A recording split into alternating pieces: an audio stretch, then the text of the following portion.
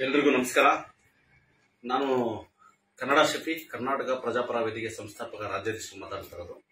ಇವತ್ತು ನಿಮ್ಮ ಮುಂದೆ ಬಂದಿರೋ ಉದ್ದೇಶ ಏನಪ್ಪ ಅಂದರೆ, ನಿಮಗೆಲ್ಲ ಗೊತ್ತಿರೋ ಹಾಗೆ ನೆನ್ನೆ ಕರ್ನಾಟಕ ಚಲನಚಿತ್ರ ವಾಣಿಜ್ಯ ಮಂಡಳಿಯಲ್ಲಿ ಒಂದು ವೇದಿಕೆ ಮೇಲೆ ನಟ ದರ್ಶನ್ ಅವರು ಪದ ಬಳಕೆ ಎಲ್ಲೋ ಒಂದು ಕಡೆ ಅದು ಮುಜುಗರ ತಂದಂಥ ವಿಚಾರ. ಹಾಗಾಗ್ಬಿಟ್ಟು ನಾವು ದೂರನ್ನ ದಾಖಲಿಸಿದ್ವು.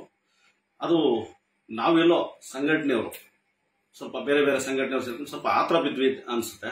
ಏನಕ್ಕೆ ಅಂದರೆ, ಎಲ್ಲೋ ಒಂದು ಕಡೆ ಒಬ್ಬ ಬೆಳೆದಿರ್ತಕ್ಕಂಥ ಒಬ್ಬ ಹಿರಿಯ ನಟ ಅಂತ ಹೇಳ್ಬೋದು, ಅವ್ರಿಗೆಲ್ಲೋ ಮನಸ್ಸಿಗೆ ನೋವಾಗಿದ್ರೆ ನಾನು ಏನು ನಮ್ಮ ಸಂಘಟನೆಗಳ ಪರವಾಗಿ ಕನ್ನಡ ಮನಸ್ಸುಗಳಿಗೆ ಕ್ಷಮೆ ಯಾಚಿಸ್ತಾ ನಾನು ಆ ದೂರನ್ನ ಏನು ಕರ್ನಾಟಕ ಚಲನಚಿತ್ರ ವಾಣಿಜ್ಯ ಮಂಡಳಿ ಏನು ದೂರನ್ನ ದಾಖಲಿಸಿದ್ವೋ ಅದನ್ನು ಹಿಂಪಡೆಯುವಂಥ ಕೆಲಸ ಮಾಡ್ತೀನಿ.